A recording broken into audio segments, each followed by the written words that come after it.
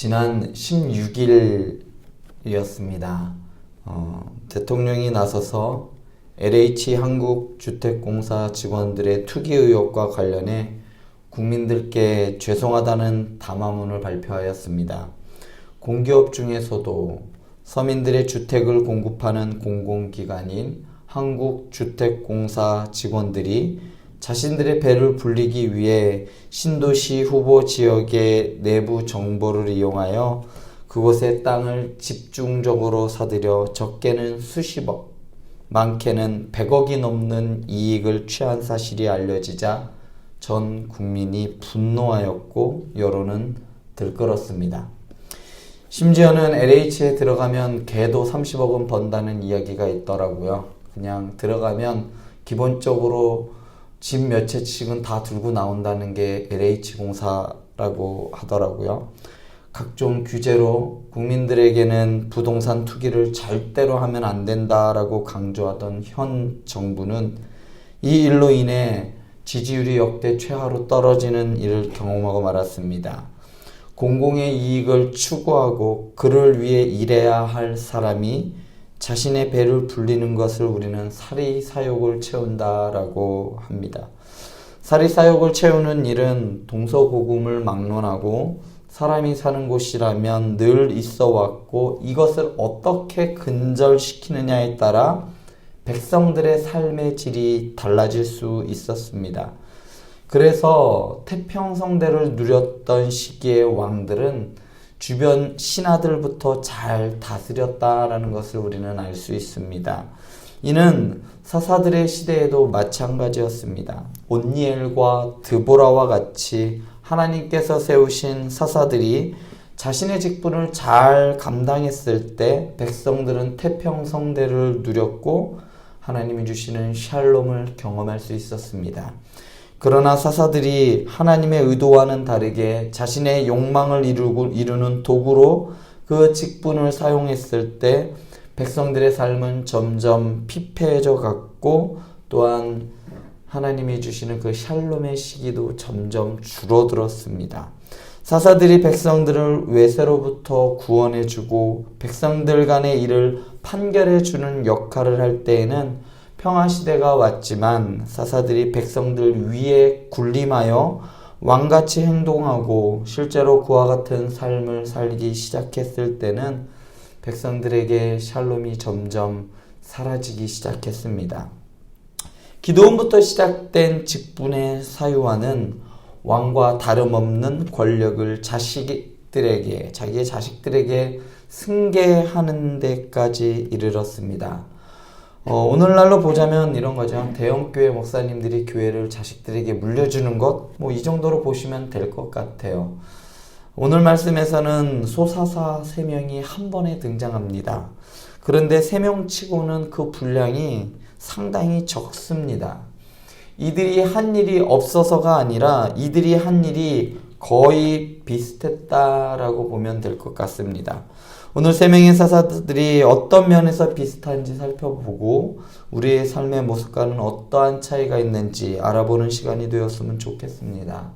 우선 8에서 10절에 있는 입산을 보면 입산이라는 이름의 뜻은 날렵한 자라는 뜻이에요.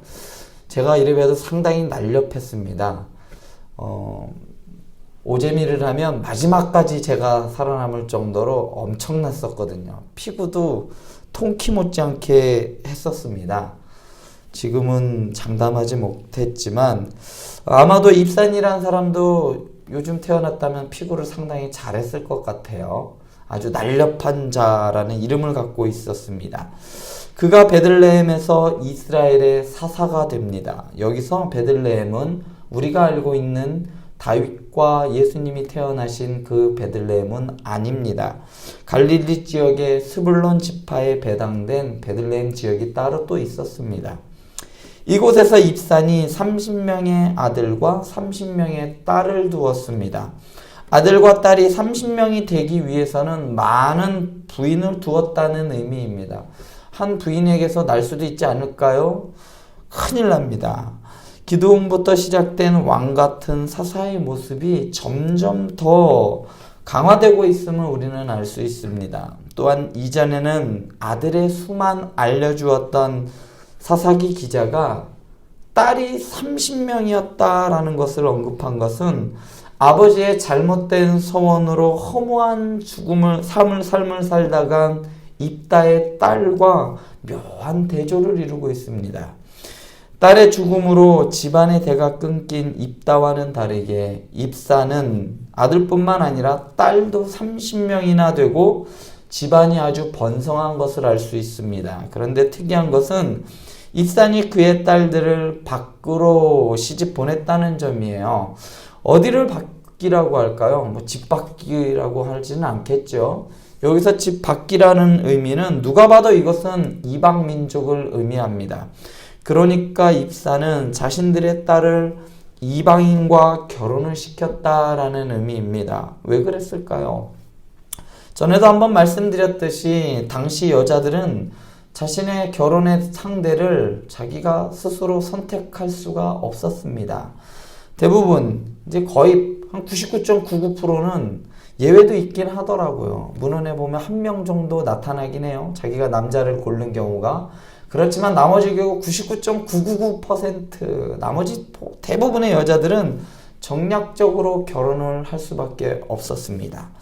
입사는 하나님께서 이방인들과 혼인하지 말라는 것을 어겼습니다.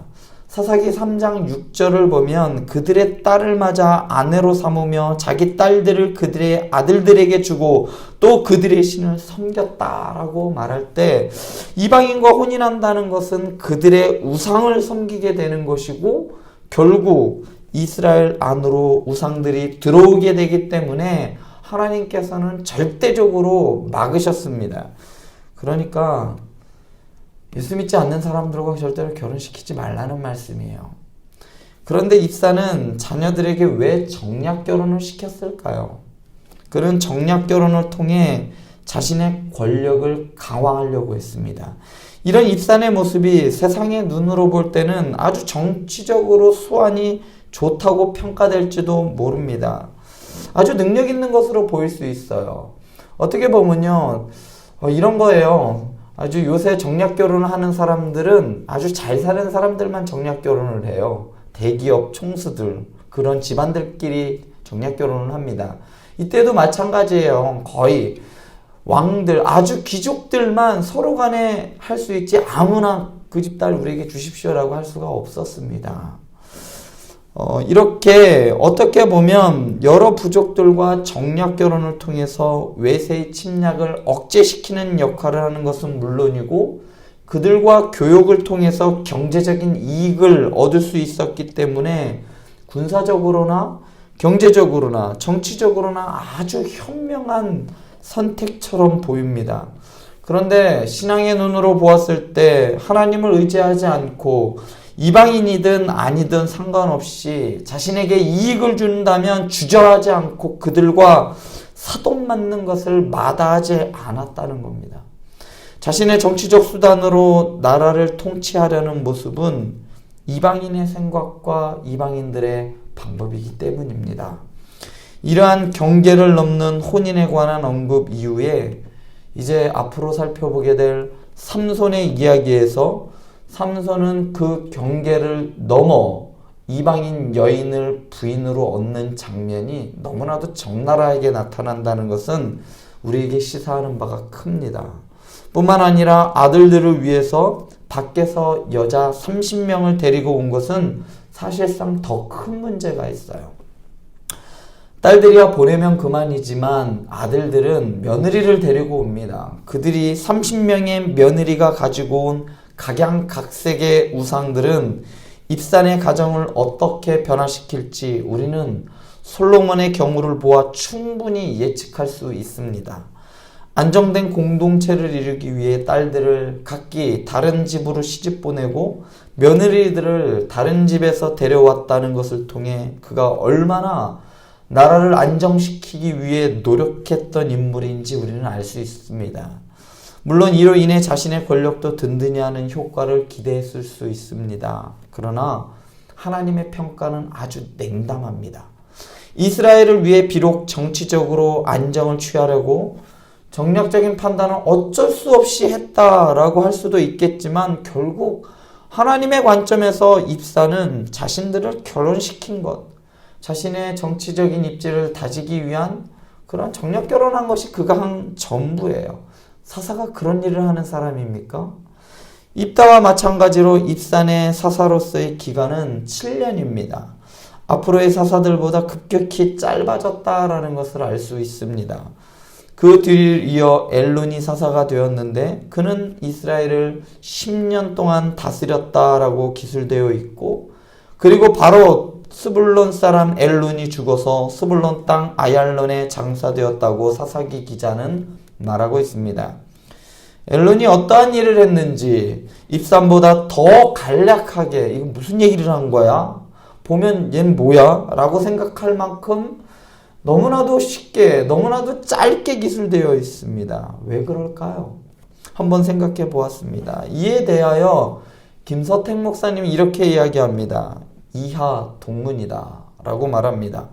입산과 마찬가지로 똑같은 길을 갔기 때문에 더 말할 필요가 없었다는 것이죠. 그놈이 그놈이고 한 일이 똑같은데 뭘 또 기술하니? 예를 들면 이런 겁니다. 사사로서 엘론은 빈약하기 짝이 없는 삶을 살았습니다. 아무것도 한 것이 없음에도 불구하고 엘론이 이스라엘을 10년 동안 다스렸다라는 이 다스림의 초점이 맞춰져 있습니다. 이것으로 미루어 보아 그는 왕같은 사사였음을 알 수 있습니다. 결국 입산과 입다와 같이 엘론도 이와 동문의 삶을 살았다라고 할 수 있습니다. 특이할 만한 것은 엘론의 죽음에 관한 것인데 그가 한 일에 비해 죽음에 대해서는 나름 꽤 길게 자세히 기술한 것처럼 보입니다. 스불론 사람 엘론이 죽음에 스불론 땅 아얄론에 장사되었더라. 여기서 엘론이라는 단어와 아얄론이라는 자음이 같아요. 그러니까 히브리어로 보면 단어가 똑같아 보입니다. 이것이 의미하는 것은 엘론이 자신의 이름을 따라 성읍의 이름을 아얄론으로 지은 것으로 볼 수 있습니다. 그렇다면 기드온이 오브라를 세습하였던 것과 같은 이 사사의 권력이 사유화되어가는 징후로 볼 수 있습니다. 요컨대 엘론은 오늘 본문의 기록에 따르면 특별히 한 일도 없이 권력만 사유한 사람으로 볼 수 있습니다. 마지막으로 압돈. 이 압돈이라는 사람의 이름은 섬김이라는 아주 좋은 이름을 가지고 있는 사람입니다. 당신은 압돈입니다 라고 하면 정말 좋은 이름이죠. 압돈도 역시 사사가 된 뒤 그의 업적이 아들 40명과 손자 30명이 있어 어린 낙이 70마리를 탄 것으로 나타납니다. 여기서 30명의 아들이 있고 아들에게 나귀를 타고 다니게 한 사사가 전에도 있었죠. 바로 사사 야일이 그랬습니다. 그러나 야일이 아들 30명에게 그랬다면 압돈은 아들 40명과 손자 30명에게 나귀를 타고 다니게 했습니다. 사실 나귀를 타고 다니게 했다라는 것은 많은 의미가 좀 있습니다. 아버지의 명령을 지방 곳곳에 전달하는 전령의 역할을 했다라는 주장도 있습니다. 또는 왕같은 권력을 누린 것으로 보기도 합니다. 그럼에도 확실한 것은 보통 사람은 나귀를 탈 수 없었다는 것이죠. 흔하지 않았다는 것입니다. 그래서 더군다나 30명의 손자들까지 나귀를 타고 다니게 했다라는 것은 어느 사사보다 더 왕같은 지위를 누리며 손자들에게도 타게 했다는 것은 철저하게 권력을 세습했다라는 것을 알 수 있습니다. 사사의 직분이 점점 왕권과 유사한 형태로 변질되어 가고 있습니다. 섬김이라는 그의 이름이 무색하리만큼 압돈은 사사로서 한 일이 거의 없습니다. 마찬가지로 압돈도 사사로서 진행 기간은 8년이었습니다. 사사의 기간이 처음보다 점점 훨씬 줄었고 이들의 역할도 처음 사사로서 기대했던 역할을 전혀 수행하지 못하고 있음을 알 수 있습니다. 이상에서 살펴본 이 세 명의 사사는 이스라엘을 구원하는 역할은 수행하지 않고 오직 자신들의 지위와 부와 유익을 위해 움직이는 지도자였습니다. 그냥 군림하는 자였습니다.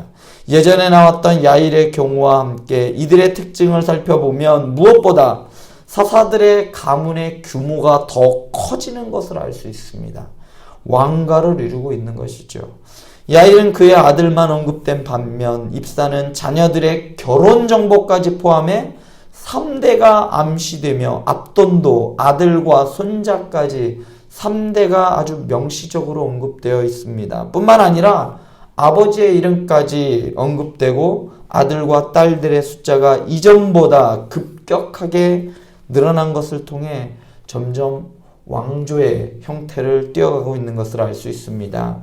기드온부터 시작된 사사직분의 사유화는 압돈에 이르러 정점을 찍고 있는 것을 우리는 볼 수 있습니다.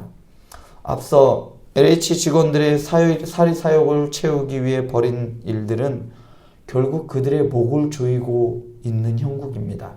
일주일 사이에 지난주에 꽤 몇 명이 스스로 목숨을 끊더라고요. 이런 것을 볼 때 공공을 위해 주어진 것을 사유화할 때 세상에서도 탈이 날 수가 있습니다. 마찬가지로 하나님께서 주신 직분과 달란트를 사유화할 때 그 끝은 비극으로 끝난다는 것을 오늘 말씀을 통해 보여주고 있습니다. 여러분들에게 주어진 작은 직분, 그 직분과 달란트, 재능 등을 여러분들의 욕구를 채우는 도구로 사용할 때 여러분들도 압돈의 뒤를 이어 이하 동문의 삶을 살 수 있습니다. 이하 동문이 아니라 그러나 누구누구는 그런 유혹 가운데에서도 참 살기 힘든 삶 가운데에서도 끝까지 주어진 사명을 잘 감당하였다라는 하나님의 평가를 받는 저와 여러분들이 되실 수 있기를 소원합니다. 기도하시겠습니다.